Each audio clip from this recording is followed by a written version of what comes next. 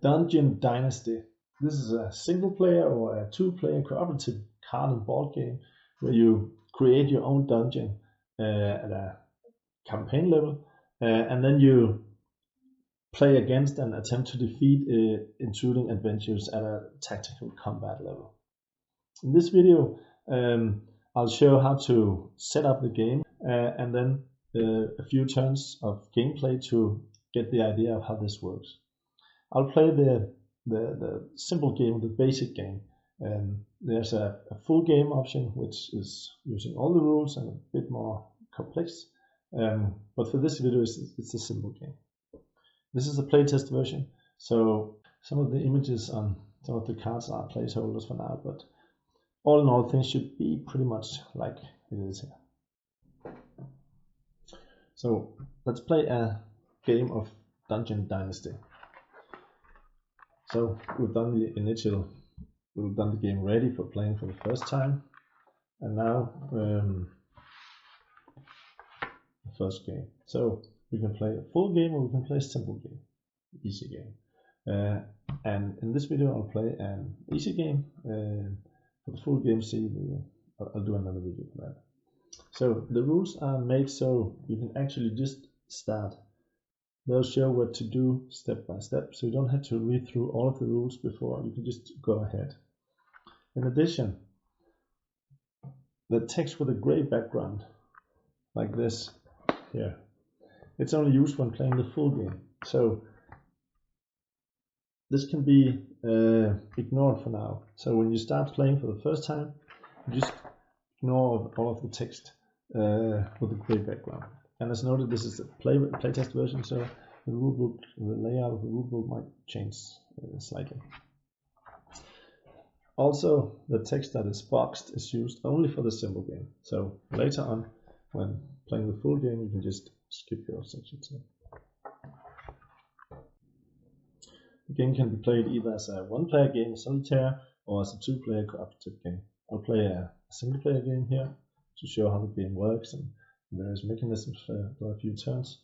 When playing as a two-player cooperative game, the players make joint decisions, like at the strategic level, and at the tactical level, one of the players will control the traps and can affect the movement and actions of the adversaries, and the other player control the guardians. So the player will have to decide who will do which of those. So here's the dungeon map. Here we'll keep track of the dungeon, and as we expand and develop it using a pencil. The classical way we'll draw at least some of the more important aspects and parts of the dungeon. Name of the character who wants to play, his class. We'll select it just a little bit. The player or players playing, the date, and that level. So for the full game, random locations are placed at random spots of the map, resources and miscellaneous guardians and stuff. So you get a new map each time. But for a quick start, we just use a pre-made map. So at the end of the rulebook, there are a number of optional rules, and one of them is this pre-made map.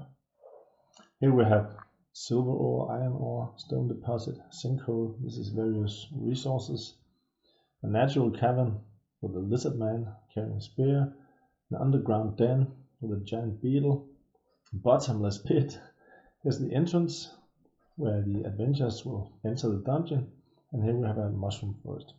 So when using this pre-made map, we simply copy these informations onto this map. We don't need all the details, but we just need to show the various rooms as present on the map. So I've now copied stuff here, silver ore, etc. No need to write all the details, just to get an idea of what's in these different rooms here. On purpose, I haven't drawn all the walls because this allows for various corridors to be drawn between the rooms.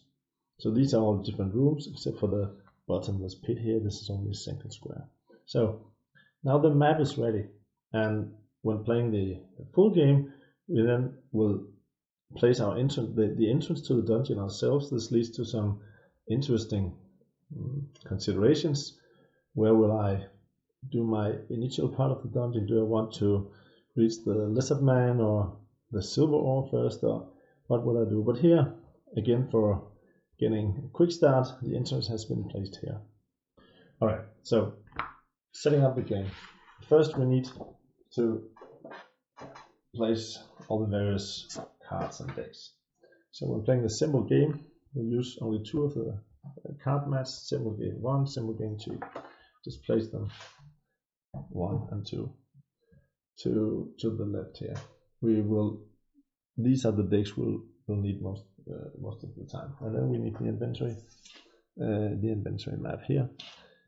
This will show, we'll keep track of our level and infamy and gold pieces and resources, and when we're running out of luck here, and ingredients, how many ingredients we have in the inventory. So we need to set up this stuff for start. So we have the deck sorted already. So now we'll just place them guardians here and attached guardians above. So we have the guardians here and the attached guardian cards. We'll do the same. Oops, we'll do the same for the other decks. So we placed all the decks. Guardians, attached guardians, tribes, attached tribes decks, the adventures, locations, attached location deck, the classes, the attached class, and the workers. And then lastly we need the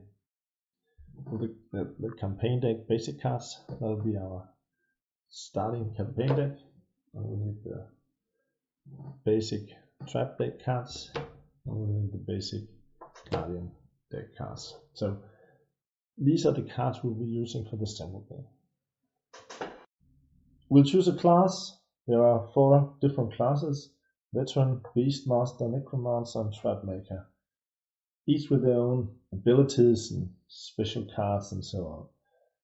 For the simple game, we'll choose the Beastmaster, as we then avoid having to use equipment, weapons, and armor, and special rules for gaining corpses and piles of bones to animate undead or make more complex traps.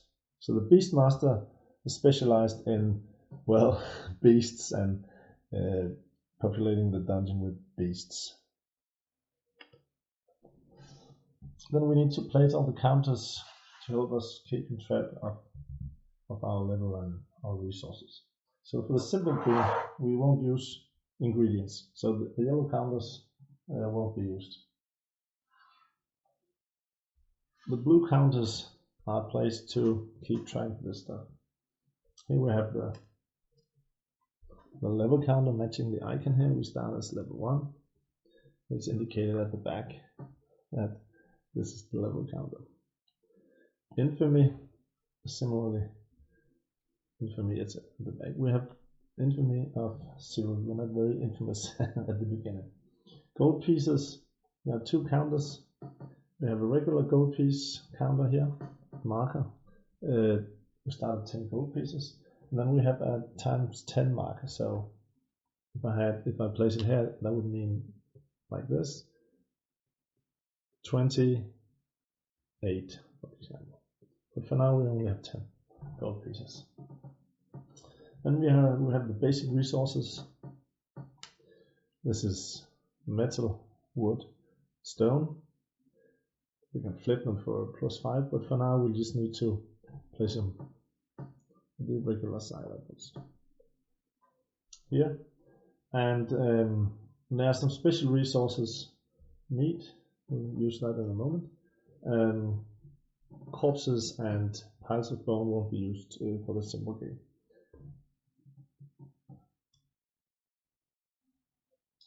Then we have the out of luck counter placed here. So the Beastmaster, it says add 2 meat and 1 of each basic resource to inventory. So 2 meat and 1 of each basic resource, 1 metal, 1 stone, and 1 wood. Then there are a number of weapons, but for the simple game we won't use weapons. All references to weapons are simply ignored. And the Beastmaster may store meat in inventory. Meat is a special resource, and the other classes don't have access to storing the meat.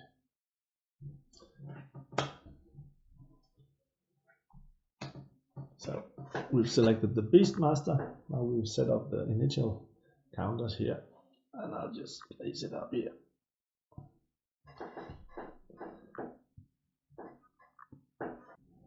So now we have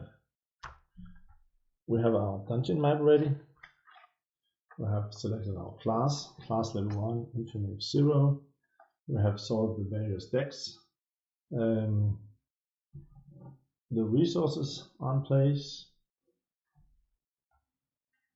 Workers, we always start with 2 goblin workers, so I'll just pick 2 worker cards, 2 goblin workers.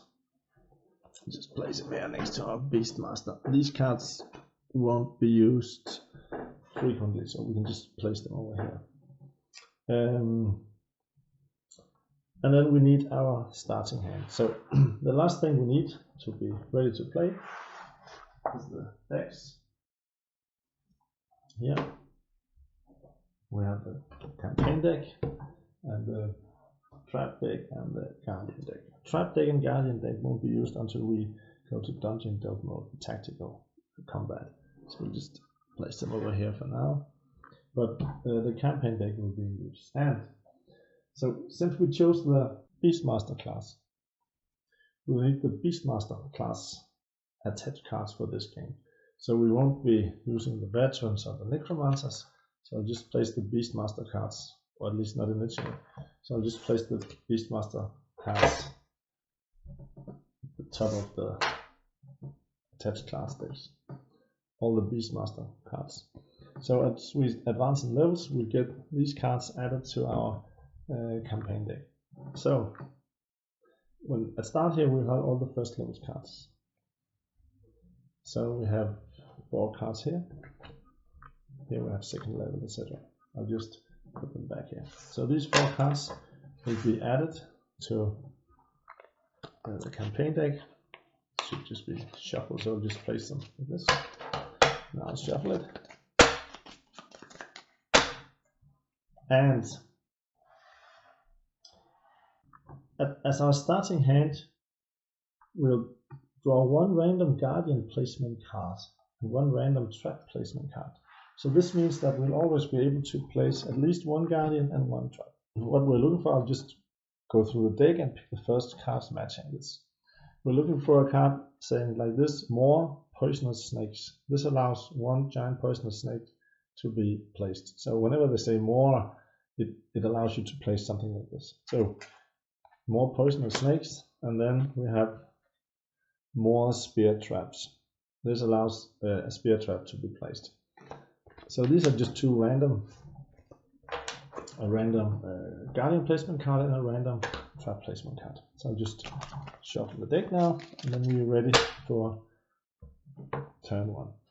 So these are the cards we have at hand, and just place them here for easy reference. There are a few player aids might be helpful. We have a few for the Dungeon Delve mode, turn sequence, and various conditions. They will be used later. So for now we need the turn sequence for the campaign mode. So first is the draw phase. We draw 1 card. Hand limits is 3 cards. And as mentioned, the rule book, we can simply just go ahead and start playing. Here we have the turn sequence, and then it explains step by step what we will do. So we'll start turn 1. Drawing a card to hand, let's see.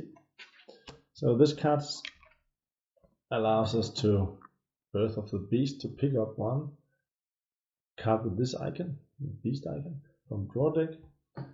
Or if we play another card, discard another card with the beast icon, like this one here, we can pick up from discard pile instead.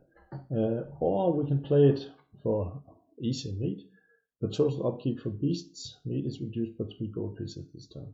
And if we play a resource card, discard a resource, a card with a resource icon, we can reduce it by further 3 gold pieces. So now we have 3 cards here. So next phase is the operations phase, where the workers may perform various operations.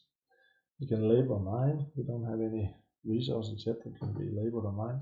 Construct a corridor, construct a room, require 2 workers. Build a number of fittings. At the simple game, fittings are not used. or they can trade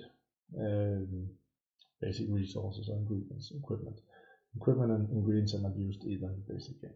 So we want to expand our dungeon. And here is the entrance. So what we want is we want to either go to the den with the giant beetle. The bottomless pit would be pretty nice if we draw a pit trap. That would mean instant death for any unlucky adventurer who triggers the trap and fall into the pit since it's bottomless. The mushroom forest, it will allow us to get some food for our beasts. At the sinkhole we'll be able to get wood, etc. So we need to consider in which direction to expand our dungeon here at first. So the various locations, sinkhole, if labored, add 1 wood resource to inventory. We have stone deposit, iron ore, etc. Here's the bottomless pit. Anyone falling into the pit is reduced to 0 hit points immediately. The underground den, this is a lair for beasts, and we have a giant beetle here. So if we connect to the den, we get this giant beetle as per the pre-made map. Here's the entrance, so we have the entrance already. We just place it. Here's the mushroom forest. If labor provides 3 food, counts as meat upkeep. So this will be really helpful for providing upkeep for our beasts later on. And we have all these various locations here.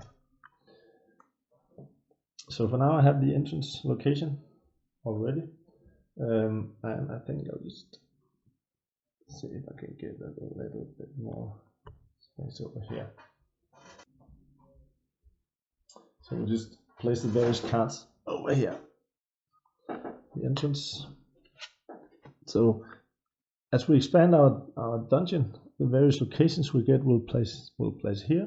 Here we have our workers and our class.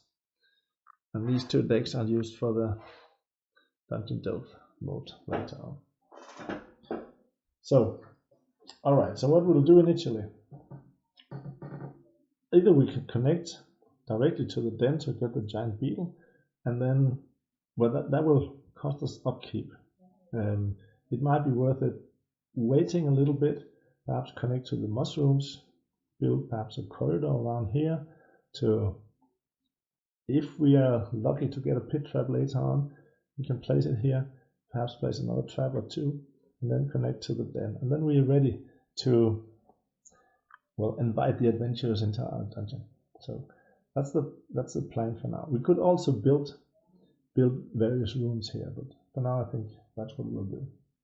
So we have 2 worker operations, since we have 2 workers, and constructing a corridor, it requires 1 worker operating. So we construct a corridor here and there. Then we'll connect to the mushroom location. So I've drawn the corridors here. We have a T cross here, so we can continue towards the pit later on, perhaps like this. And then we have the corridor reaching the mushroom. The corridors can be like a full cross, a T cross, or a turn, or just straight. It matches the various tiles here. We have the rooms, and the back we have the corridors here. Just like it's a turn or it's a straight corridor or whatever. So as we connect locations to our dungeon, we get the location cards matching. So we connect it to the mushroom forest location, so we get this mushroom first. So I'll just place it here, and then we, for reference, so we have the information need if we are going to use this location for something. In this case, if we labor it, that is, if we would use one of our worker operations to labor, then we can like harvest the mushrooms, and that will provide us 3 food, which counts as meat upkeep. That is upkeep for our beasts. As we connect to the mushroom forest location, we get the attached location card added to our campaign deck. So the attached location card for the mushroom forest, this one, location mushroom forest, this is green card. So this will just be shuffled into our campaign deck. And then later on, when we draw this, we can get some specific benefit matching the mushroom forest location.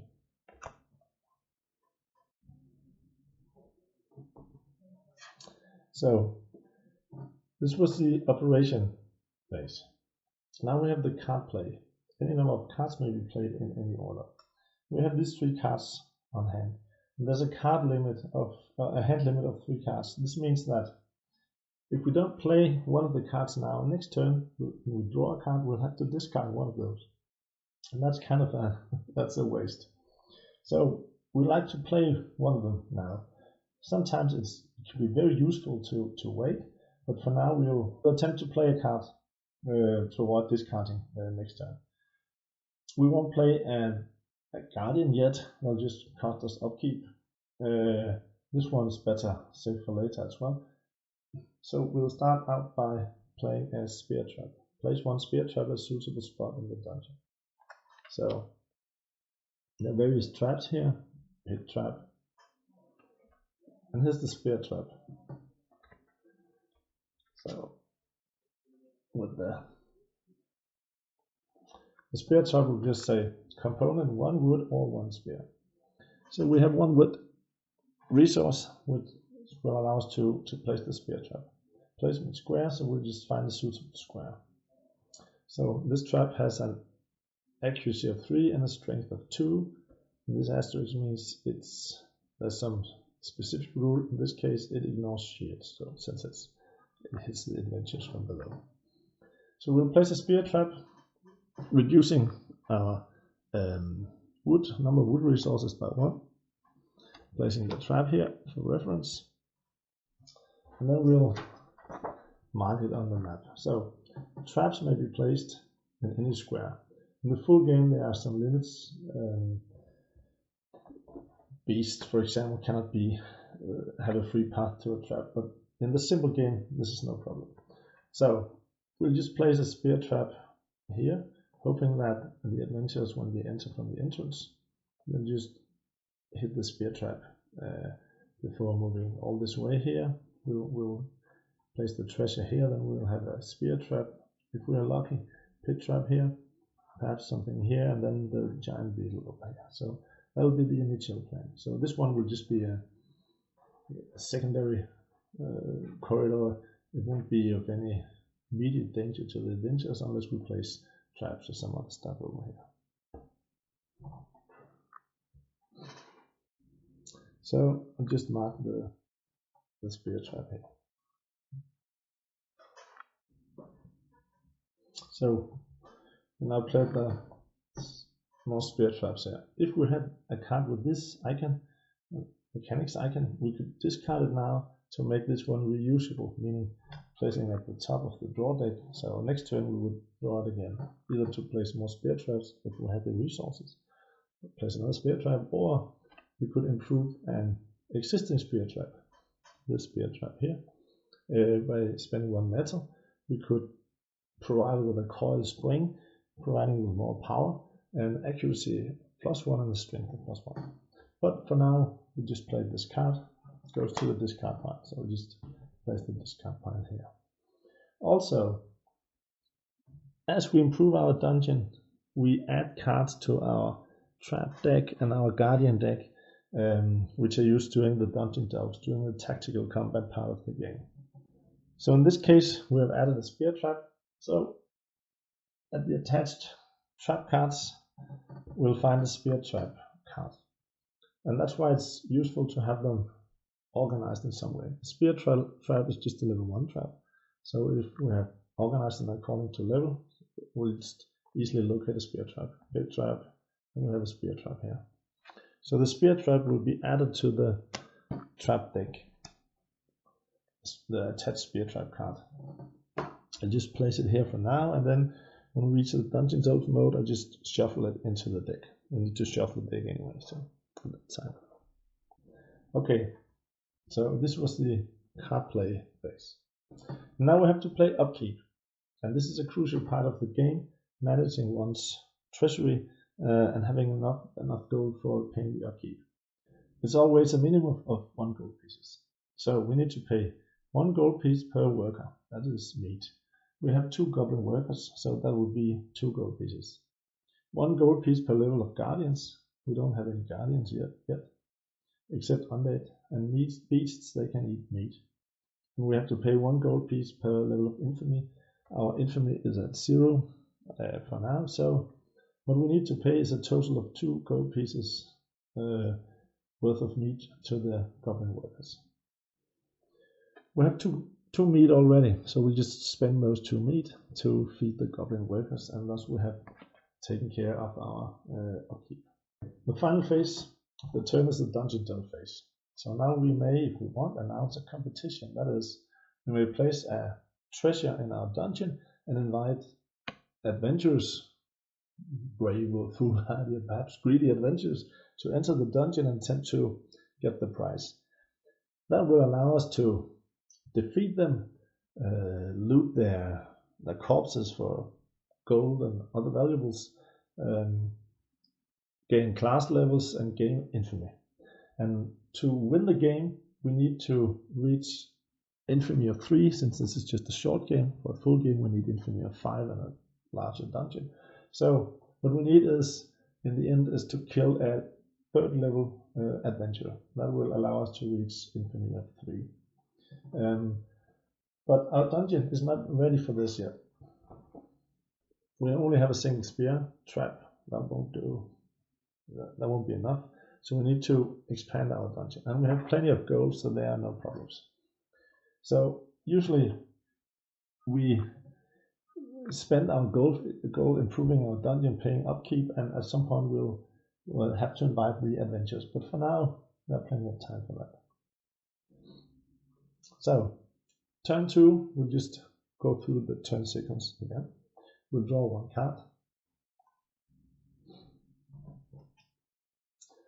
Okay, so stone and iron wood. This will allow us to get a stone to inventory, or perhaps 2 additional stone if we pay discard a card with a resource icon. Or we can get some iron wood that will cost us 1 gold piece, but we can add 1 wood or 1 metal to inventory. Or perhaps 2 additional if we have the right card. This card, for example, it has the resource again. So 3 cards, no discard. If we hadn't played the spear trap card last turn, we would now have 4 cards, and would thus have to discard one of them, losing the benefit of it. Okay, next phase is the operations phase. Again, we have 2 workers, and we can construct a corridor or construct a room. We require 2 workers, or labor or mine location. So what we want now is we want to build a corridor here, this way, and perhaps construct a room or something here, perhaps just a corridor. So one of our workers could build a corridor here. The other one could labor the mushroom forest, because if we do this, it will provide us with 3 food, counts as meat upkeep, paying the upkeep we need. So we'll try this this time. So we've now built corridor here. Again, I've made it as a T-cross. We could just let it turn, but I would like to perhaps get to the lizard man at some point, or the silver ore, or whatever. We could let it turn and go this way, but by doing this, we could trick the adventurers in this direction later on. So this will open up more options for us, just leaving this passage open here. So this was one worker operation. And again, as we connect to, in this case, the bottomless pit, we get the bottomless pit location. This is not a room, but a square, but nevertheless it counts as a location card. It explains the special rules concerning the bottomless pit. That is, any creature falls into the bottomless pit is immediately reduced to 0 hit points. That is, just killed outright.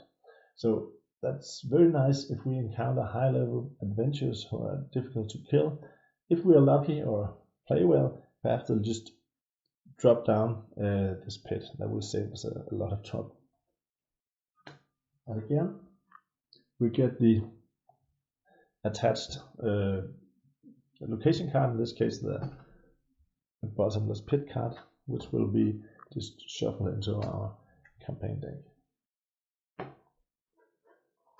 The other work operation was labeling the mushroom forest, providing 3 food counts as meat upkeep.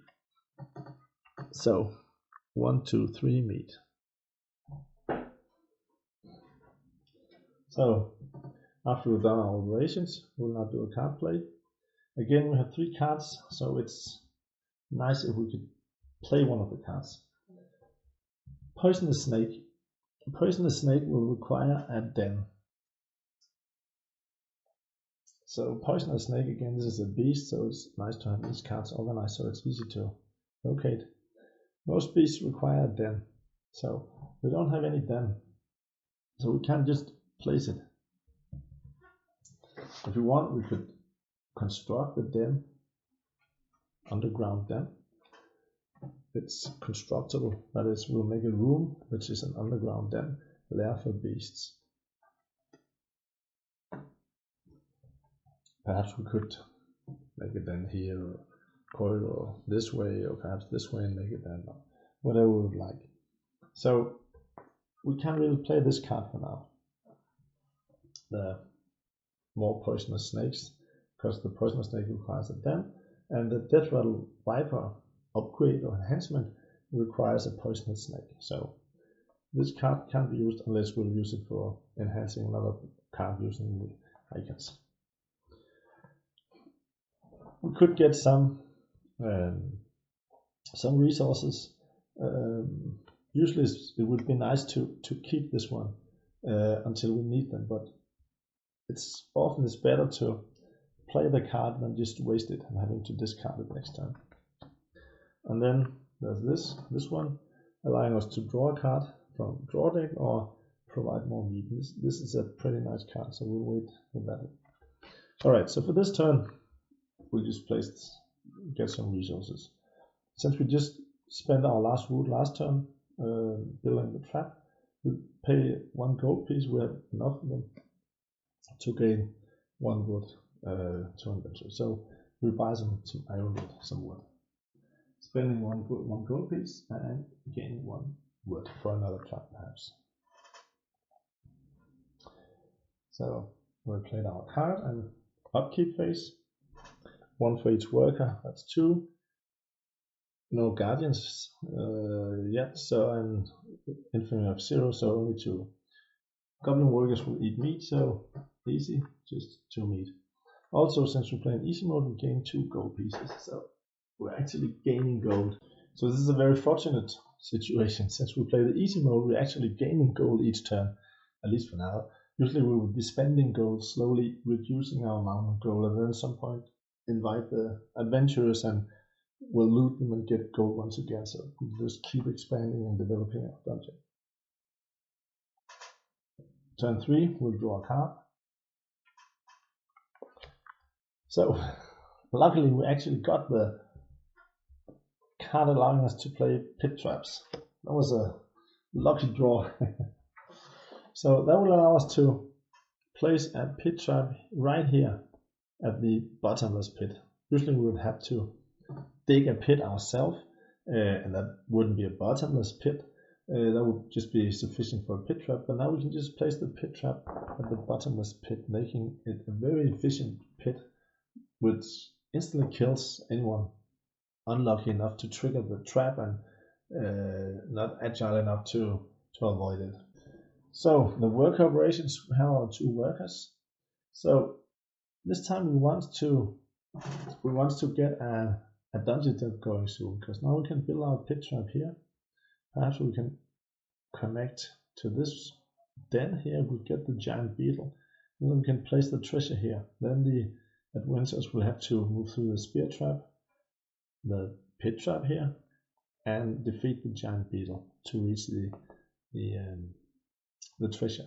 So we have our initially small dungeon here that will allow us to start a dungeon delve. So that will be the plan. The corridor here, it's just a turn. This time I don't want to connect it to the entrance, so it's not a T-cross this time. We want the adventurers to go here, hopefully trigger the traps, and then enter the location with the beast. We'll place the treasure. Later on, perhaps we'll make another layer here or some other places, hopefully luring the adventurers that way. So that was one worker operation. For the other worker, we could harvest some mushrooms, but I think this time we'll make another corridor. Because a corridor is only one worker operation.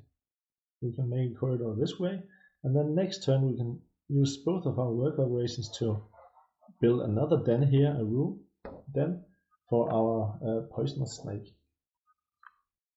It could seem that we could have built a den here as well, but we can't have beasts within line of sight of each other. In the full game, we could just block it with an open door here, for example, but in the simple game, we don't use this extra stuff, so we'll have to build a room somewhere else in another section for the snake. So I made a corridor. I think we'll place the snake room here instead, because then we can go this way upwards later on, perhaps if we want, or we can go to the silver ore. So one corridor here and one corridor here. So again, time for card play, and this time now we'll play our pit trap. A pit trap, it requires no components, but it must be placed on the square with a pit. And we have our bottomless pit here, so that will allow us to place our pit trap here. Pit trap. The pit trap has accuracy of 2.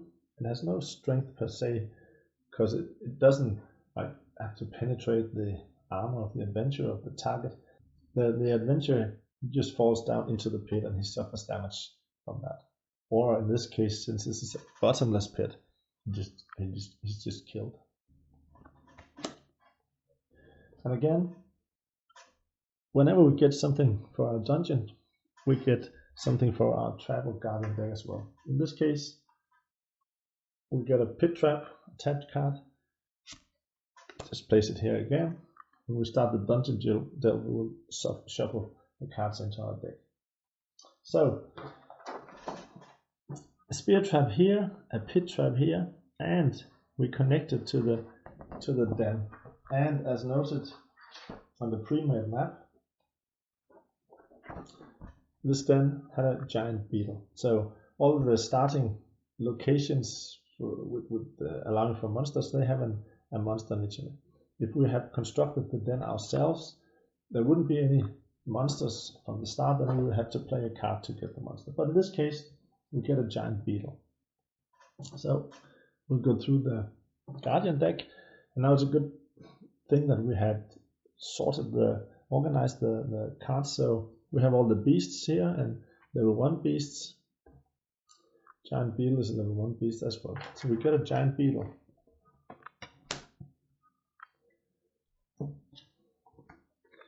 Accuracy of 1, strength of 1, that's pretty standard for level 1 creatures.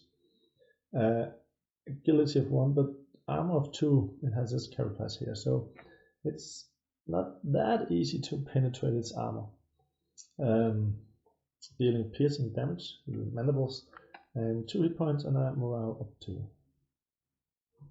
So our first guardian, our first creature, our first beast. And so we'll just note here, we have a giant beetle. We can just cross it out or write something else if we get another guardian later on. And again, we'll get attached card. In this case, we need to find our giant beetle. And again, if we have sorted the cards according to type, we'll find the guardians, the beasts, and here we have the giant beetle. There are 2 giant beetle cards these are just similar. Sometimes they're not, then we get a random card, but in this case they're just similar. So we get a giant beetle card which will be added to our guardian deck. If we have a second giant beetle placed in the dungeon in the same layer, for example, we'll get a second card here. If we played the full game, perhaps we could get humanoid, we could give them weapons, and we'll get cards in the guardian deck according to the weapons as well. But in the simple games, the specific weapon cards are not used. Okay, time for upkeep again. We get 2 gold since this is easy mode. So now we have to pay 1 for each goblin worker, 1, 2, and we have to pay 1 for the giant beetle. This is a level 1 beast. So that's 3 beasts, and the workers they can live on meat. We had 1 meat left, so that's 1, and then we will have to pay 2 gold pieces to provide upkeep the remaining upkeep. So now we reach the dungeon delve phase, and now we're actually in a position to announce a competition and invite the adventurers. So now we'll switch to dungeon delve mode in a moment. What we need to place a prize in the dungeon and a treasure, and we can place as much gold as we want. We have plenty of gold here. We have 13 gold. That's a lot. We need to place a price that is larger than our current infamy. So our price must be of at least 1 gold piece. The bigger the price, the more adventures. And we don't want too strong a party here at first, because we have only 1 giant beetle and a couple of traps. And if the adventurers avoid the traps, then we only have this beetle here. So we don't want to attempt to defeat him or to protect our treasure. So we want perhaps only a single first level adventurer here at first. So if we made the price of only 1 gold piece, the treasure we place in the dungeon is only 1 gold piece, then there will come only 1 first level adventure, and we should be able to handle that. We won't get as much loot then, but we'll try to play it safe here the first time. So now we'll use the green markers here. The price marker, we'll place it at 1 gold piece, a price of 1 gold piece. The other 2, the adventure's destination marker and the other price marker, will be used on the tiles we place in a moment. Okay, so now we enter dungeon delve mode. So we won't be using our campaign cards until we enter the campaign mode once again. So I'll just place them aside to make a bit more room here, able to catch it all on the camera.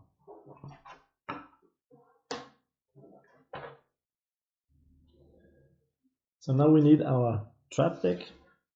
We have our basic cards, and we have the 2 cards for the traps we have constructed. We'll just add them randomly into the deck and shuffle the deck. In the full game, there will be more cards added. There can be cards if we construct a door or something else.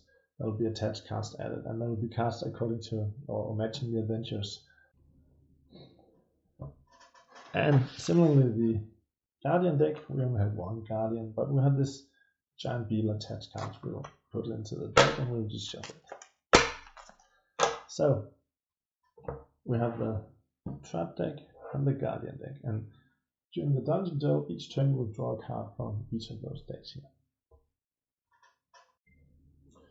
So just place our traps here and our giant beetle. So we'll now construct the dungeon with the various tiles. We have the entrance, the corridors, the den, the room here. This part of the dungeon over here, this corridor and this room, well, there are no traps, there are no guardians, so there are no dangers. It has no effect really, except for consuming valuable playtime if the adventurers have to explore this part. So we'll just leave that part and construct this part over here. So we have the entrance and corridor here. Corridor continues over here and this way, and we have the den. So now we place the tiles. Perhaps I can turn them a little bit. We place the tiles so they match the entrance, the corridors, and the den over here. So we just left this part out. So now I'll place the traps, spear trap here, and we'll have the bottomless pit. The images on the markers, they match the image on the card. The bottomless pit is here.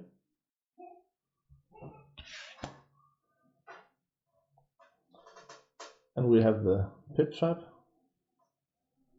And then at the entrance room, we'll place the stairs where the adventure enters. We just place them here. And we just mark it on the map. So at the stairs, location of the stairs for the next dungeon delve. And then we'll place our guardian. For this first dungeon delve, we only have one guardian, the giant beetle, and the giant beetle is located in this room, and it's den. And we can place it wherever we want. So the facing here is important, front and back. So for now I'll just place it here, with the front in this direction, so when the adventurer or adventurers move here, can move forward and attack. Could also place it up here, for example, but for simplicity's sake, let's just place it here. We had placed a treasure of 1 gold piece, a price of 1 gold piece. That means that a total of 1 level of adventure will enter the dungeon. The level of the adventurers will never be more than 1 higher than our infamy. Our infamy are at 0 at this moment, so only first level adventurers will arrive for this dungeon delve. And since we only offered 1 gold piece, the price is 1 gold piece, there'll be 1 single first level adventurer chosen at random. So I'll just pick all the first level adventurers, and if the adventure deck has been sorted according to level, then it's pretty easy. Then I'll just shuffle the deck, and I'll just pick the top one. So a young adventurer, a fighter, level 1 adventurer. There are a number of other adventurers: a burglar, acolyte, soldier, crossbowman, apprentice. So there are 4 types of 4 classes: thief, cleric, fighter, and mage. For the simple game variant, no spells are used and no ranged weapons are used. But the young adventurer here, he is armed simply with a melee weapon, longsword, round shield, and leather armor.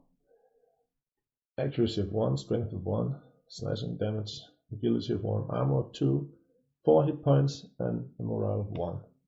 So he actually matches our giant beetle somewhat. Armor of 2, he has his leather armor and round shield. And notice that he has 4 hit points. Our giant beetle only has 2. He has only morale of 1. He's just a young adventurer exploring the dungeon, a dungeon for the first time perhaps. But in this game, the adventurers are usually a bit tougher than the guardians. The whole idea is that the adventurers are the ones exploring the different rooms and perhaps encountering 1 trap or a 2nd trap, or just 1 trap and fighting the giant beetle. So let's see how this goes. The young adventurer, and we'll locate his standee. And since I don't have much room here because of the camera, I'll just move him over here. Usually it's nice to have your stuff separated from the adventures, but in this case I need the trap deck here and the guardian deck to fit within the frame, so it'll be a big pack over here. But now we have all the stuff ready. The price, I'll pay the price, I'll place the price rather, and just place it here. The full game, I can build chests and doors and so on, and I would probably place it in a chest, but for now let's just leave the price up. A couple of player aids. The turn sequence is just on the other side of the turn sequence for the campaign mode, turn sequence for Dungeon Delve mode, and the other one here is an overview of the various conditions in the Dungeon Delve mode. So phase 1 is the draw phase. We'll, at the start of the Dungeon Delve, we'll just shuffle the trap deck, and we'll shuffle the Guardian deck. And then if we're playing a two-player game, two-player cooperative game, one of the players using this deck and the other one is using this one. So the master of the guard and the master of traps. This is I'm playing a single player game, so I'll just control both. But they are separate hands. So we're allowed to have 3 cards from this deck, the trap deck, on hand, and 3 cards on hand from the Guardian deck. If we play 2 players, we'll be allowed to have 4 cards to take into account that I have all the information and I can plan it perhaps better than 2 different players would be able to do. So I just draw a single card and I need some more room. So usually it's not a problem, but I'll move this a little bit further here. So we have the room for our adventures and beetle here. So I'll just place the cards of hand for the 2 decks over here. So we'll draw a card. Alright, so this card here, misdirected attention. When an adventurer is searching for traps, an untriggered trap is within his search range, he automatically fails to detect that trap. That's pretty nice. Usually it's the thief that's the expert on detecting traps, but the other adventurers can do it as well. So that's a nice backup card. Versatility: this card can be played to pay any one icon. So the icons here allow for enhancing the effect of a card. So I can use this card to enhance another card when I play it. Okay, for our Guardian deck. Okay, this is a basic card again. Accurate strike. When our beetle attacks, if we play this card, we can get accuracy +1, perhaps an additional accuracy +1, or quick advance. We can use it to gain additional movement points, closing in on the adventures and the adventure and making an attack. So we won't be using this card right now, not before the giant beetle is activated. So this was the draw phase. Then it's the adventurous phase, and for this first dungeon delve, there's only a single adventure, but otherwise there's a specific marching order. That's the sequence that the adventurers carry out their turns. Movement first, 3 movement points. During the very first turn, the adventurers simply arrive in the dungeon.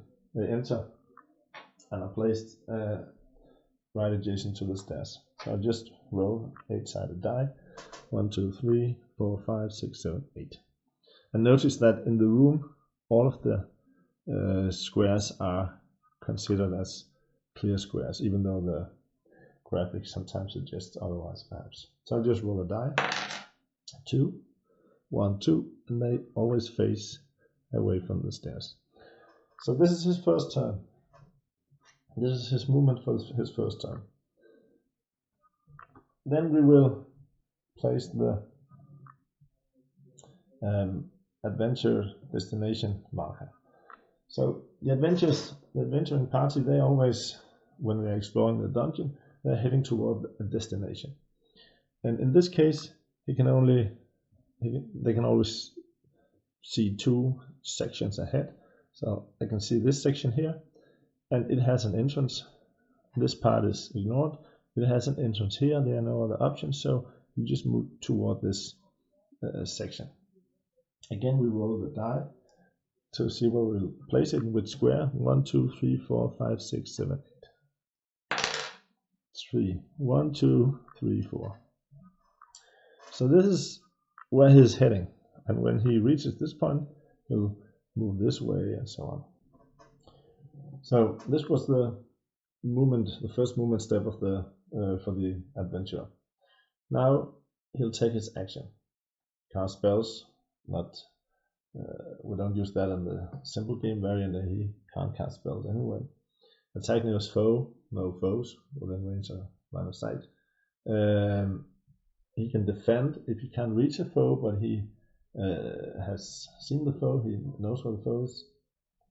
Break an obstruction door, for example, no doors, or search for traps. So he'll search for traps in adjacent squares. There are only 4 adjacent squares here. 1, 2, 3, 4.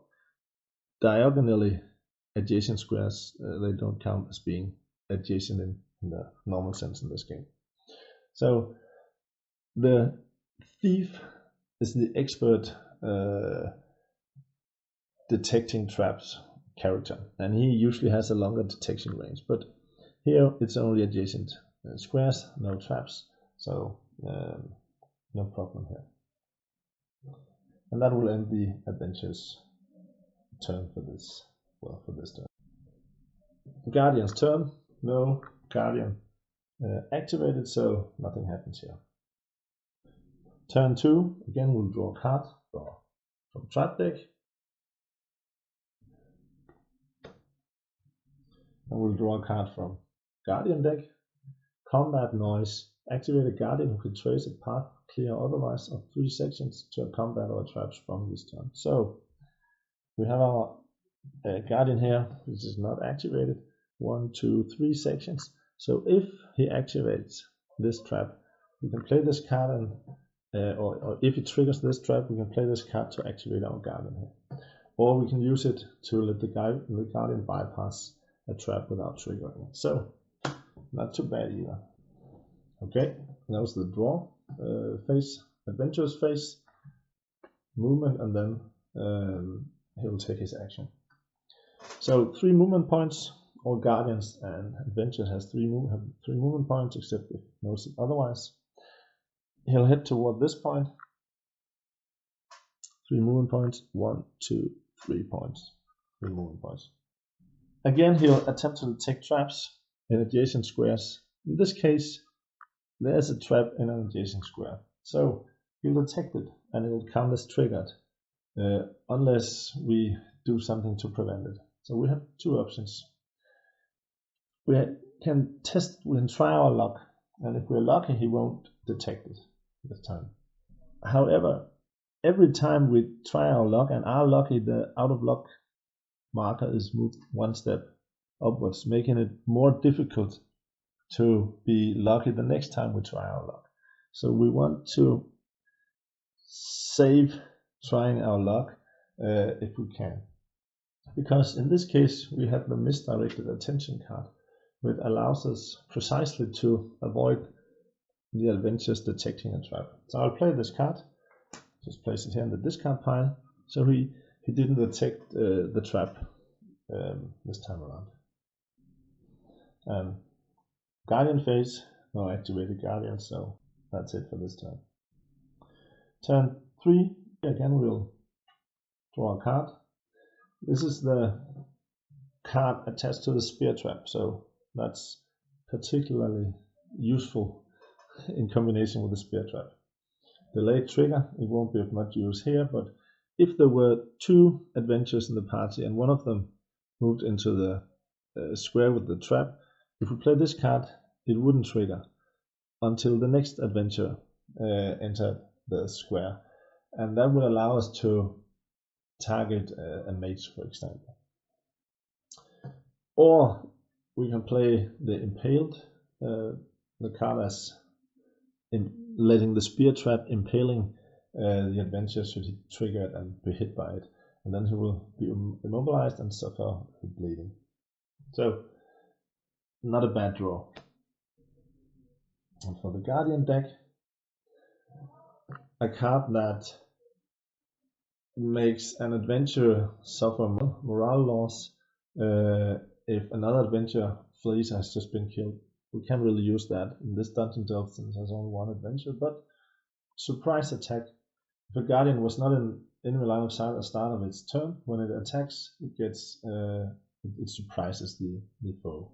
So this can be useful if we can use it probably for the beetle here, for the giant beetle. Okay, movement for the adventurer. He moves towards the destination marker. He reaches it, so we'll have to place it anew. If this corridor continued here, there was 50% chance he would move this way, but now he has only one option, moving this direction here. So here he sees he has a line of sight of 2 sections, 1, 2. So he can see that it just ends here. However, it's possible for him to move this way in this direction, so he'll go here and then this way. So again, we'll place it. Rolling a die. 1, 2, 3, 4, 5, 6, 7, 8. So he'll now move. He spent 1 movement point, and he'll now move towards this square.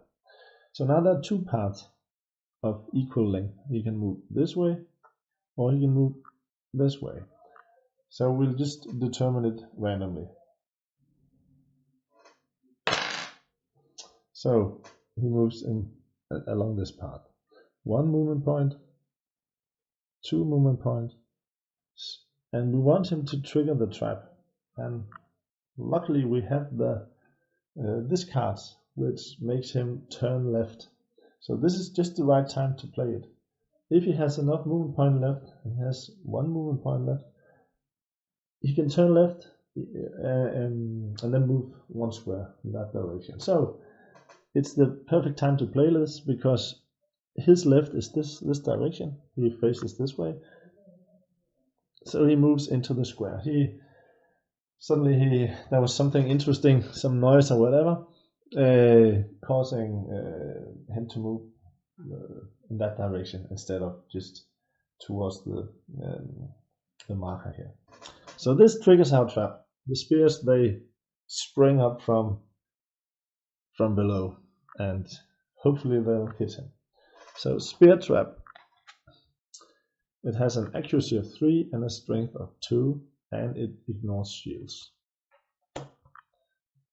Our adventurer here, perhaps I'll just show. He has an agility of 1 and an armor of 2. So the attack accuracy versus agility, or strength versus armor, whichever is best for the defender. So he has an agility of only 1 versus accuracy of 3. That is a +2 bonus for the attack. That's not very good for the adventure. However, he has an armor of 2 against a strength of 2. That would mean a +0 attack. So it seems like he's able to, well, that's his best defense against the attack. But the spear trap ignores his shield as it hits him from below, meaning that's 1 point of armor. So he has only an armor of 1. So strength 2 against armor of 1, that means a +1. So if using accuracy against agility, it would be +2. Strength against armor would be +1. So this is a +1 attack.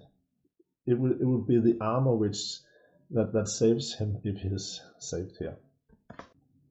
The adventurer, he gets to roll this die, which will provide him with +0, +1, or +2. And then we get to play cards, if we have any cards that are useful. And at the end we can try our luck. So I'll roll a die. +1. The spear trap had an attack strength of 2 versus his armor of 1 in this case. He gets +1, meaning his armor is increased to 2. However, the spear trap still has a strength of 2 versus his armor of 2, and that's enough to hit him. Had he rolled +2 bonus, we wouldn't have hit. Then we would have to try our luck in order to hit him or play a card. So the spear trap deals damage, piercing damage. It has no effect in this case. 1 point of damage. So unless specified, it's always 1 point of damage. So he suffers 1 hit point loss. He has 4 hit points, so no problem for him just yet. And the spear trap is now being triggered, meaning that he can just, he moved this way, he can just enter the square without triggering or without being attacked by the trap from now on, unless we reset it. But we have our combat noise card. Allows us to activate a guardian within 3 sections of a trap sprung or combat. 1, 2, 3, so we'll play the card and activate this guardian.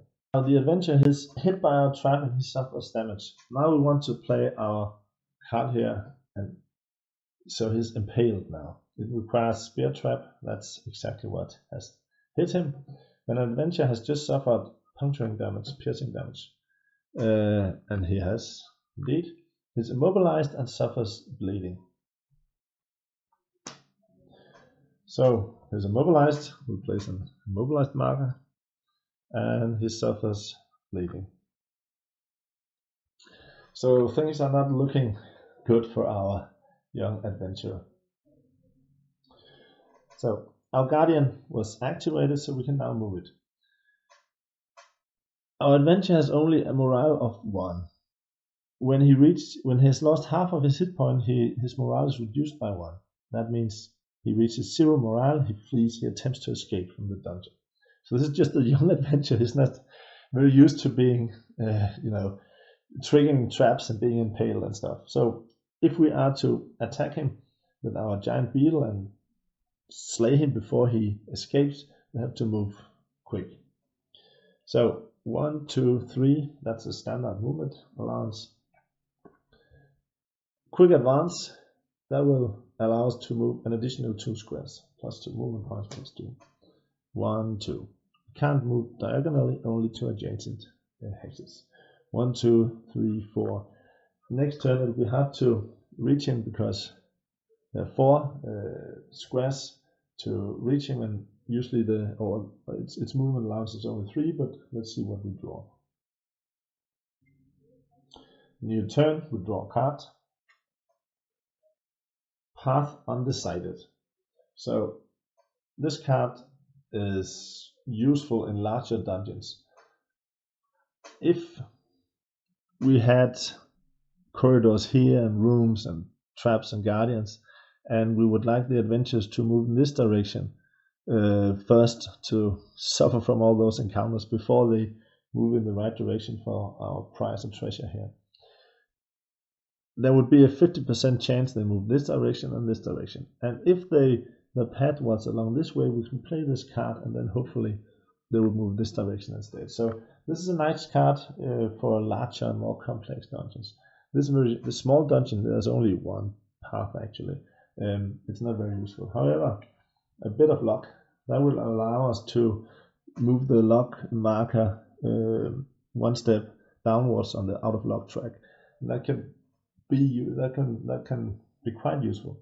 If we have been trying our luck multiple times and been lucky multiple times, then we want to reduce out of luck so we can have a better chance of becoming lucky later on. Guardian deck. Oh, quick advance. A powerful strike will provide a bonus for strength if we're attacking, but quick advance will allow for a +2 movement points. So that was a very lucky draw. That will allow us to move 1, 2, 3, and then use this card to move an additional square, and then we can attack him. Also, he's immobilized, so he can't move in his turn. The adventurer's turn. He's immobilized, he can't move. At the end of the turn, usually the conditions last only 1 turn. Some of them don't, but most of them do. So he's no longer immobilized, but he can't move this turn. He is, however, bleeding. So, bleeding. Target takes 1 damage at the end of his turn. He may spend an action, and that is top priority for adventurers, meaning that he won't attack or search for trap. he'll attempt to bandage the wound, subject to luck. This means that he'll be able to bandage his wound unless we are lucky. So at the end of the turn, he'll suffer 1 point of damage if he's still bleeding at the time. He attempts to bandage his wound, but we'll test our luck. So this was caused by a trap attack, so it's the master of traps that will test his luck. He'll draw a card here. Look at the luck value 4. If it's bigger than this, than 1 in this case, then we are lucky. So we are lucky. He doesn't manage to bandage his wound, but when we are lucky, we'll move this one upwards. The next time we test our luck, we'll have to draw 3 or more to be lucky. So it becomes more and more difficult to be lucky. We'll be running out of luck at some point. But this time around, he's not able to bandage his wound. He suffers 1 hit point damage and he's still bleeding. So now he's lost 2 out of 4 hit points, meaning that he has lost 50% of his hit point. That will cause him to lose 1 point of morale. This is a morale loss. He has only a morale of 1. He's just a young adventurer experiencing all this stuff for the first time. So now he's at 0 morale, meaning that he'll now flee the dungeon. So next time it becomes his turn, he'll attempt to he'll run for the exit for the stairs and leave. We would like to slay him before he does so we can lose his corpse and gain infamy. So now it's the Guardian's turn. The beetle moves forward, 1, 2, 3, crawling against the poor adventurer who's been hit by the trap. It can't reach him now, and next turn he'll run for the exit for the stairs. But we had this lucky draw, quick advance once again, so allow us to move at +2 movement points. We'll play this, allowing the beetle to move adjacent to the adventurer, and that will allow us to attack him. So the giant beetle moves forward. Its big mandibles attempt to catch the adventurer. Again, giant beetle, accuracy of 1, strength of 1. Young adventurer, agility of 1, armor of 2. So accuracy versus agility, that would mean +1 to our giant beetle. Strength versus armor would mean -1 to our giant beetle, and it's always in the defender's favor. So he can't really dodge it, but his armor, he has his shield and his leather armor, and that will provide perhaps difficult for the giant beetle to actually hit him. So it will attack with a -1. We'll roll for the adventurer. His bonus +0, meaning that it's still at -1. That's not enough. It has to become at least +0 or better. It has to be equal or better. So we need another +1. So this time we can try our luck again. We can try our luck 2 times to provide bonus for an attack. This time it's a guardian attacking, so we'll draw from the guardian card. The guardian deck. 4. It's more than 2, so we are lucky. We move this one upwards. Next time we'll have to draw 4 or better. But we're lucky, meaning a +1 bonus, meaning a strength of 2 versus his armor of 2. That's enough to hit him. So the mandibles penetrate his armor, circumvent his shield defenses, and he loses another hit point. So he has only 1 hit point left. He's bleeding. It's a pretty bleak situation for the young adventurer. Oh yeah, instead of trying our luck, we could actually have played the surprise attack, since the guardian was not in his line of sight at the start of its turn. So we could have moved here and attacked him, and we could place the surprise attack. That would provide the beetle with a bonus to attack. But now we hit him anyway using our luck. Alright, new turn. We'll draw a card. My kind of trap. We can search trap deck for any one attached trap card. Won't be very useful now. He'll head for the exit anyway. Or a bit of luck. So now we actually have two of those a bit of luck cards. I'll play one of them in a moment. Mandible Lock. This is the this is the deck for this is the card for the giant beetle. Mandible Lock. It will allow us to immobilize our foe. That could become pretty useful here. Or a hard carapace requires giant beetle or carrion crawler. We don't have a carrion crawler. We do have a giant beetle. So if he attacked it, dealing slashing or blunt damage, we could provide an armor +2 against that attack. Well, he is at 0 morale now. He'll just attempt to flee, but if he wasn't, that could be pretty useful. Also, he has only 1 hit point left, so he'll be killed anyway if we hit him. But otherwise, we could immobilize him, preventing him from moving away from us. So, if he had been in a bit of a better shape now, this would be pretty useful. But now I think he will take him down anyway. So the adventurer's turn. Usually he would attack now, but since he is at 0 morale, he's only 1 and he's lost 1, he'll just run. He'll attempt to run for the stairs, spending his movement and then actually his action running as well. So he attempts to run away. But when he leaves combat here, he's no longer adjacent. He moves away when he's adjacent to a foe. The foe gets an opportunity attack, attacking him in the back. That means that he can't use his shield, meaning that his armor is at only 1. So strength of 1 against armor of 1, that's +0. So we'll see if we can hit him. Before that, I think before we do the attack, I think we'll play a bit of luck here. That will reduce our out of luck count by 1, moving it 1 downwards here. However, if we have a card with this icon, and we can play discard this one to reduce it by additional 1. In this particular case, this card would itself reduce the luck count by 1, but it could be any other card with just this icon. So I'll play this card here, this card as well to gain the bonus and reduce the out of luck with 2. So now it's very easier for us to successfully test our luck once again. Okay, +0 attack. He rolls to defend himself. Oh, +2. So we had +0 and a strength of 1 against his armor of 1. He gets +2, so now he has an armor of 3. We are at -2. So we need to get minus of +2. None of our cards here are useful for providing an additional strength. So we have to try our luck. Luckily, so to speak, we can try it twice.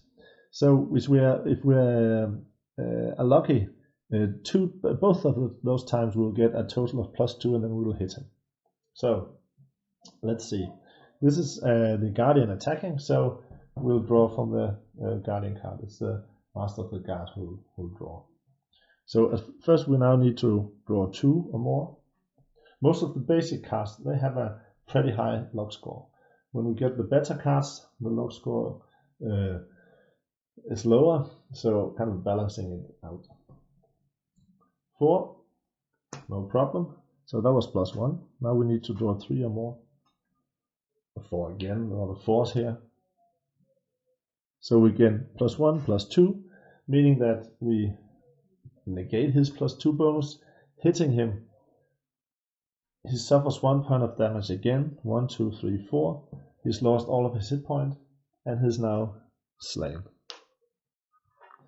We'll then place a corpse marker here to indicate there's a corpse.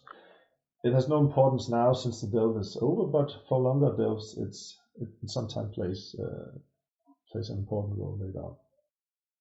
So now we killed the young adventurer. Well, looks like I forgot he was bleeding, so actually he should have, since that was top priority, he should have attempted to bandage his wounds. We could test our luck, he would have lost his last hit point. But this was not too bad that I forgot, since I then got to show how to make an attack here. So the young adventurer is slain. Dungeon delve is over. There are no more adventures. We are victorious.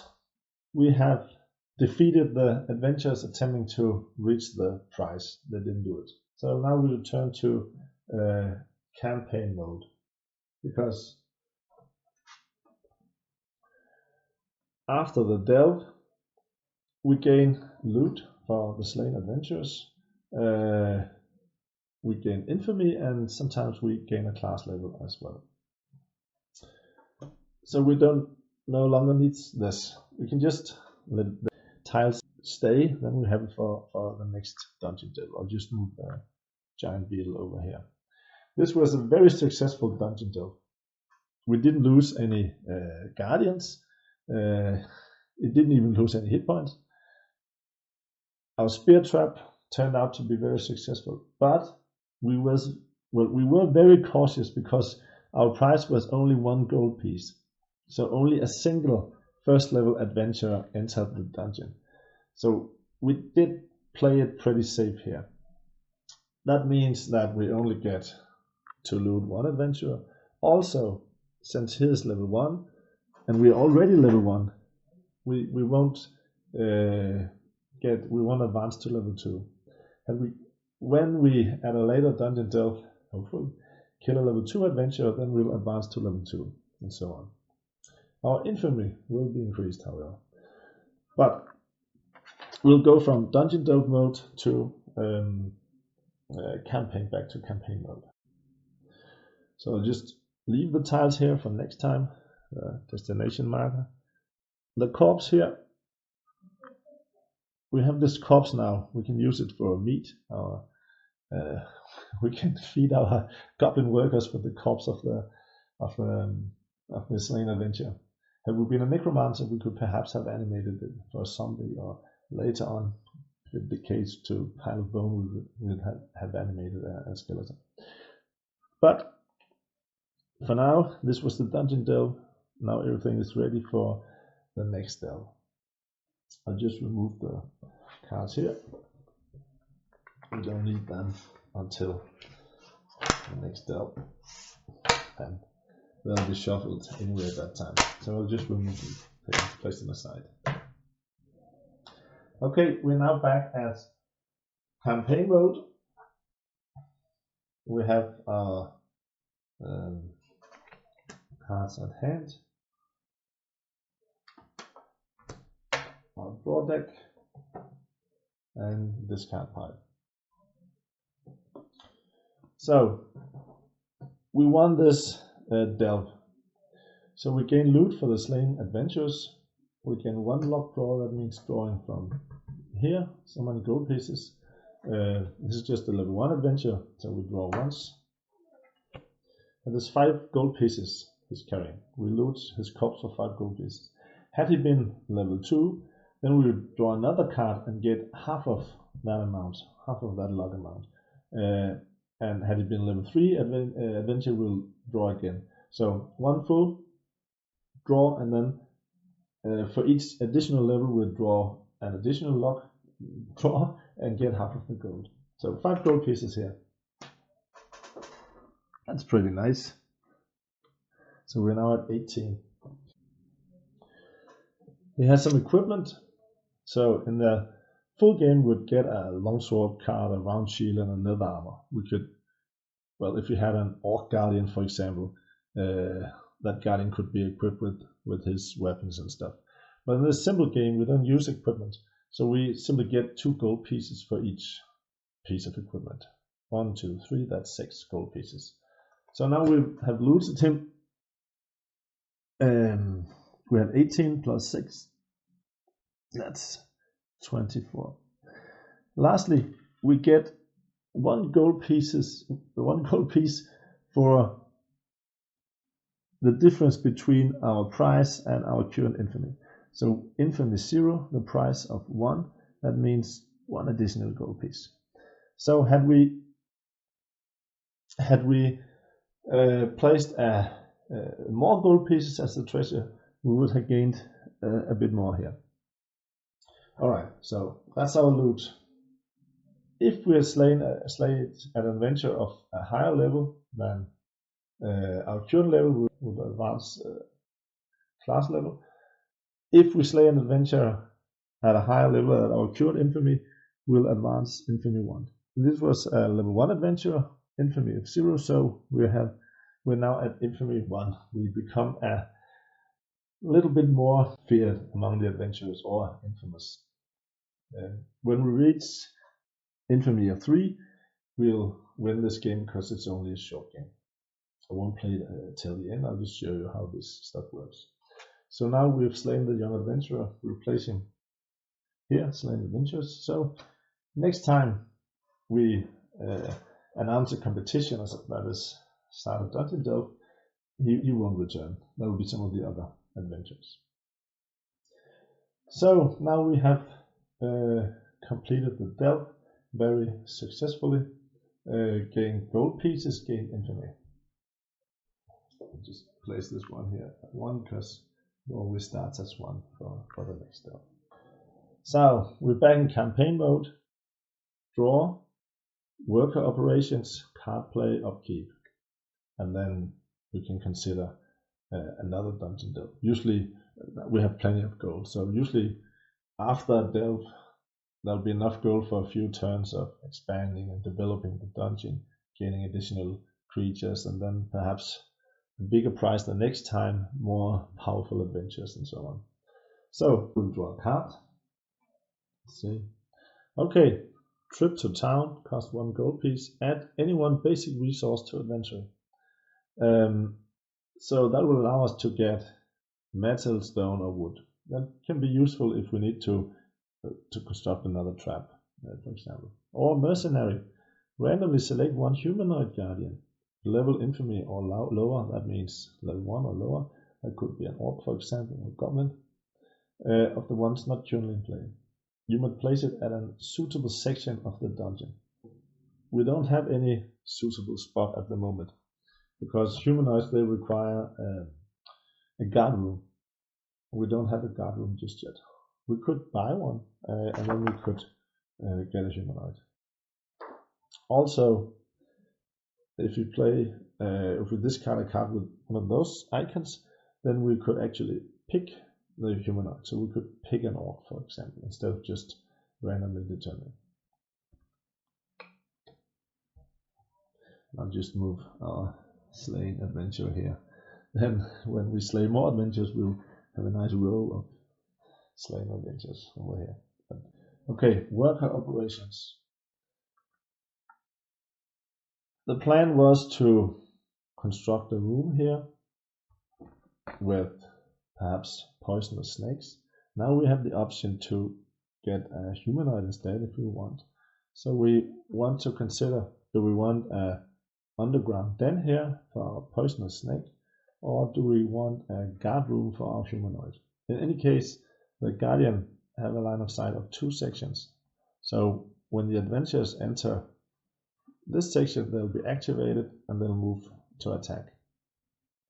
So next time when the adventurers hopefully trigger a few traps, they can be attacked here before they can move downward toward the room with the treasure. We could also place the treasure here if we want.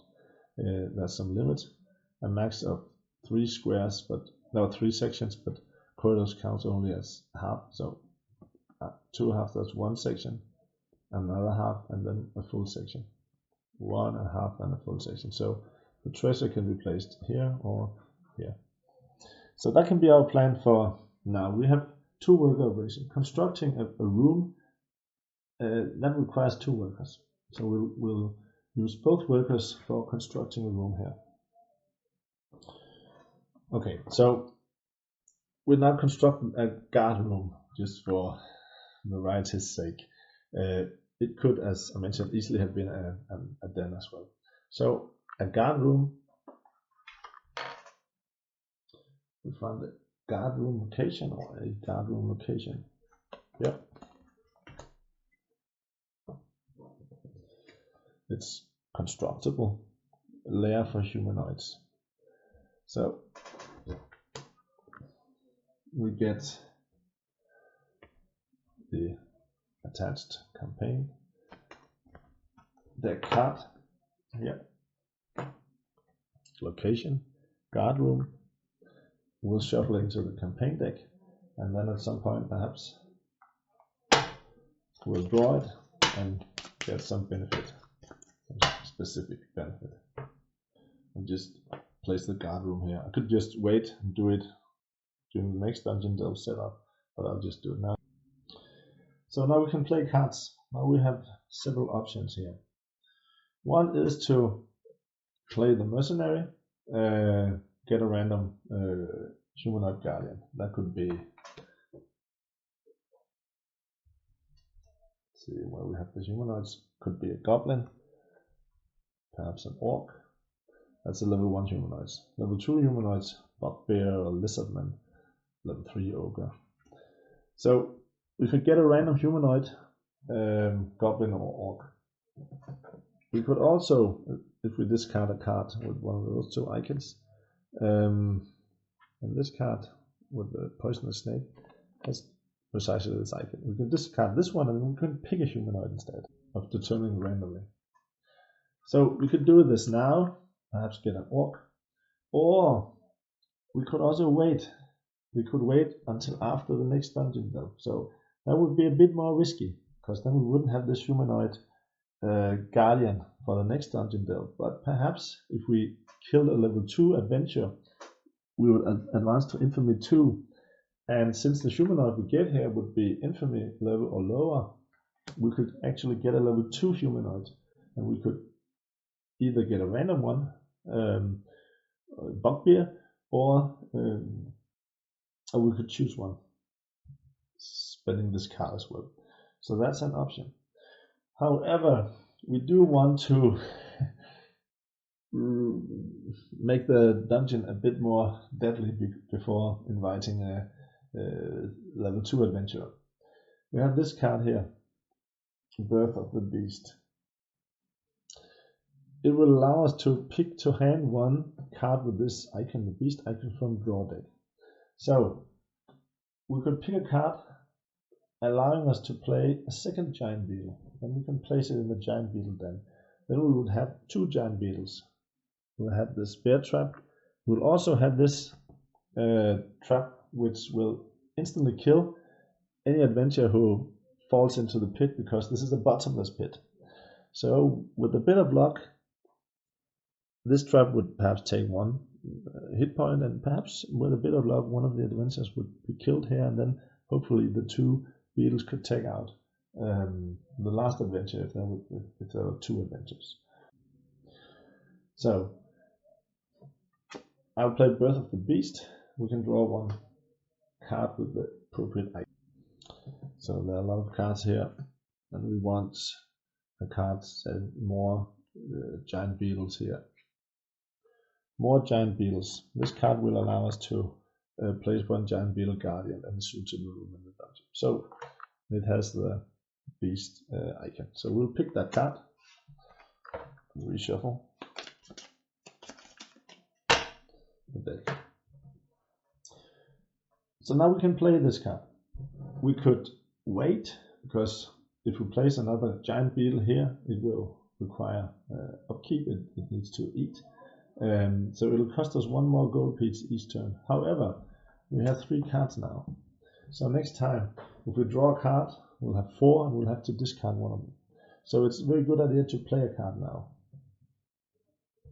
Either a giant beetle, perhaps a mercenary, or a humanoid, both if you want, depending on what we'll do next or how we will prioritize. So for now, I'll play more giant beetles. I'll pick up a giant beetle here. Second giant beetle. I have 2 of those. And if I understand just place it here next to the other giant beetle. So this can be done at the start of the dungeon delve, but I've done it and it's ready for the next time. Also, since we've added a giant beetle to our dungeon, we'll get a giant beetle attached card. So I'll locate it here. Another giant beetle attached card. It'll be added to the to the Guardian deck.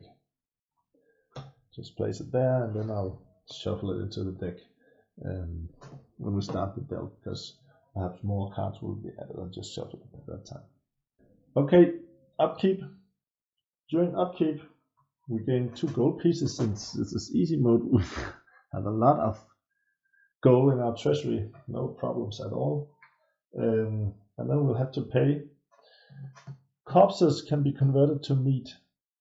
So we have this corpse, we convert it to meat, we just use it to feed perhaps our goblin workers. If we didn't convert it, it would just turn into a pile of bones. It would decay. That would mean we'll just lose it. So the upkeep cost is 1 per level. Level 1, that's 2. 1 per goblin worker, 3, 4, and 1 per infamy. Infamy of 1, that's 5. So we now have a total upkeep of 5. 1 meat can be used to satisfy a goblin worker or a beast. That leaves 4. Cost us 4 gold pieces. So instead of 27, we end up at 23.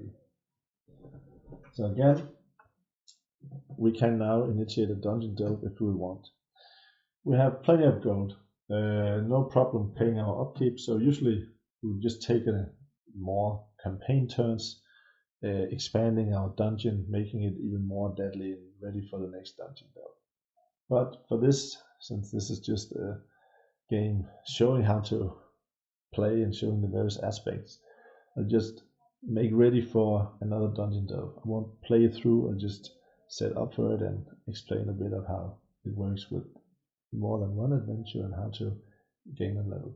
So for the sake of this game, we'll just initiate a dungeon delve right ahead. First thing, we'll have to determine the size of the prize. It always has to be more than our current infamy, so at least 2 gold pieces. This time we want to slay hopefully a 2nd level adventure, meaning that at least 2 gold pieces, but since it's randomly determined, now it can be level 1 or level 2 adventures, since they are always up to our current infamy +1. If we have a price of only 2 gold pieces and we draw a level 1 adventure, we'll have to draw another level 1 adventure. That means we won't get a level 2 adventure, and then we won't gain a class level and or infamy, and then we won't be able to get our bugbear that we are looking for. So that we are aiming for. So we would like to get at least 1 level 2 adventure. So we could also increase the price to 3 gold pieces. We have plenty. That would mean a 1st level and a 2nd level, hopefully. It could also mean 3 1st level adventures, but hopefully a 1st and 2nd level. We could increase to 4. We can place as much treasure as prize as we want, but then we would risk 2 level 2 adventures, and perhaps that's a bit too much for us to handle at the moment. So a price of 3 gold pieces. We'll just place the price here again, and then we'll draw adventures randomly. So now it's level 1 and level 2 adventures. So all the level 1 adventures, all the level 2 adventures, not level 3. We'll leave them, and then we'll have to shuffle. Since all the level 1 and level 2 are, since this is organized, we want to make sure that it's not just all the level 1 and level 2 in a row, and then we'll just randomly determine, just pick the top card. Okay, a crossbow man, he has ranged attack, and when playing the simple game variant, all ranged attacks are ignored, so we just remove him from the game. A thief, level 2 adventure. So just remove the place aside the campaign stuff for now. Level 2 adventure thief. So this was a level 2 fighter, but since our price is only at 3 gold pieces, we need a total of 3 levels. We already have 2 levels here. That would mean 4, so it can't be the fighter. Not the cleric either, 2nd level, but then the 1st level acolyte. So now a thief and an acolyte enter our dungeon. we'll just place the remaining adventures there. Okay, the standees for the thief. The thief has a search range of 3, meaning that he can locate traps within 3 adjacent or 3 squares of his current location. Hopefully we can prevent him from detecting our traps, especially the bottomless pit. If he falls into that pit, or the acolyte does, then one of the adventures slain already. The acolyte, he has prayers, but since we're playing the simple game, variant of the game, prayers and spells are just ignored, so he'll just fight with his mace. So we will need the campaign deck cards just now. We will need the trap deck. We haven't added any new traps or any new stuff to our dungeon, so just shuffle the trap deck, and then we will shuffle our guardian deck. The second giant beetle card, we'll add it to our deck and shuffle it. So now our decks are ready. The first turn I won't play the entire deck, I'll just first set up stuff here. We'll draw a card. My kind of trap allows us to search for attached card, trap card, a bit of luck here. Combat nice, but that was the same card as we had earlier. So we'll draw a card for each. And the first turn the adventures will be placed randomly. The marching order, as long as they're not in combat, it's thief, fighter, cleric, wizard. And when it's combat, the thief moves last instead. So it's the thief first, we randomly determined.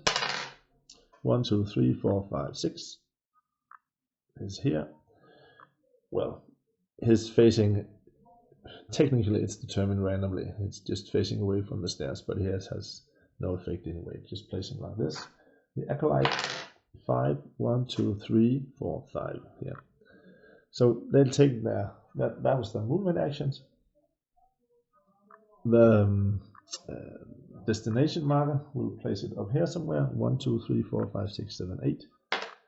3, it'll be here again, so hopefully we can have one of them turn left at some point. And the thief will search for traps. He had a detection range of 3, 1, 2, 3, so he can't detect any traps. Had he been placed here, 1, 2, 3, 1, 2, 3, he wouldn't have detected the trap anyway. Next turn when they move in marching order, march order. So that would be the thief first. He will move towards his the destination marker. There are 2 routes here, 1, 2. And now he can move like this or like this. So it will be determined randomly. 1 to 4, oops, 5 to 8. This. So 1 to 4 he will move in this direction or along this path. So 1, 2, 3, and he would then attempt to detect traps. And now the trap would be within 3 squares within his detection range. So now we have to, so he would automatically detect the trap unless we play a card or we try our luck. So now we would have to decide, will we try our luck so he won't detect it, but then pay by increasing the out of luck value by 1. We would probably do that because next turn he would move, well, then he would have a 50% chance of following this path and a 50% of following that path. So he might move into the trap, triggering it. The thief, he has an agility of 3, meaning he's pretty good at dodging, but the spear trap has an accuracy of 3 as well, so likely he would be hit. So that would be a consideration. After the thief's turn, then it's the acolyte's turn, and he is second in marching order, so he will always attempt to move adjacent to the one just before him in marching order. So he would move 1 and then perhaps here or here. It has no effect, well, perhaps it has, so I'll just determine randomly. 1 to 4, 5 to 8. So 1, 2, 3, he moves here. And so on. So the next turn, the adventuring party will move forward, perhaps triggering the trap. They'll move this way here. If we had our bugbear or orc here, then we could attack. Perhaps one of them would fall into the pit trap, the bottomless pit, and be killed instantly.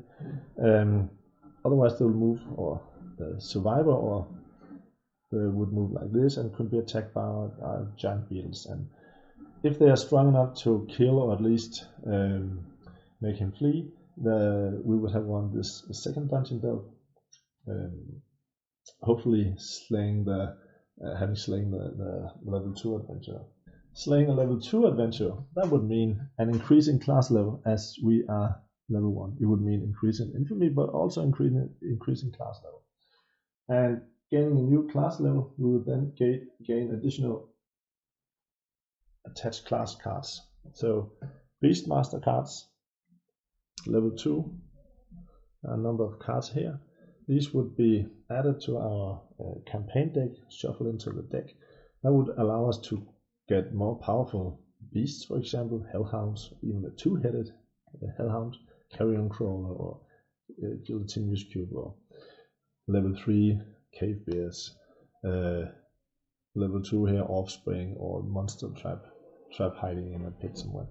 So as we defeat more powerful adventures, we gain class levels and gain infamy. And when gaining sufficient infamy for full game 5, and there's a requirement of the size of the dungeon as well, we would have won the game. Should we run out of gold pieces, we'll go bankrupt and lose the game. So these are the basics of playing Dungeon Dynasty. As noted, this is just the simple variant of the game. If playing the full game, the game tends to be longer, more complex dungeons, adding miscellaneous stuff. That could be doors to log off between sections, like this, or portcullises.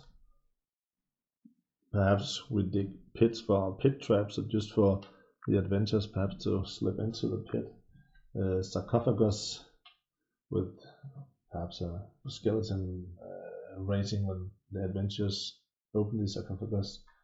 Could be a false door, perhaps here, with a trap. So when they open it, they trigger the trap and so on. So in this way, we can expand our dungeon, place all kinds of traps and guardians and miscellaneous fittings. Also, as mentioned, when playing the full game, there's a lot of equipment, weapons, all kinds of weapons. And when the adventurers are slain, the corpses are looted, we gain the weapons and we can use them for to equip our humanoids or skeletons or other guardians who can use weapons. And similarly to the guardian attached cards, there are also equipment attached cards. So if we equip one of our guardians with a short sword, we'll add a short sword attached card to our guardian deck. So in this way, our deck will be expanded as we add additional stuff to the dungeon. We might get an additional goblin worker. We might even add spellcasters to our dungeon, adding spells, powerful spells to our guardian deck. Also, there are these adventure-dependent cards which will be added to the trap deck, which will provide additional means to influence the movement and actions of the adventurers. And as we build all this stuff, we get more cards here, more special rules for this specific stuff we build, and we get more cards added to our trap deck according to the stuff we place in our dungeon. So in this way, Dungeon Dynasty is a game of playing in campaign mode, constructing the dungeon, placing the inhabitants, traps, and all the other stuff, making it a real death trap dungeon, and then inviting adventurers to attempt to gain the prize, going to Dungeon Delve mode, playing the tactical combat. And then the effects or the results of the Dungeon Delve will influence what happens at the campaign mode afterwards. So this was just an example of the first part of a Dungeon Delve game using the simple game variant. I hope you enjoyed it. Thanks.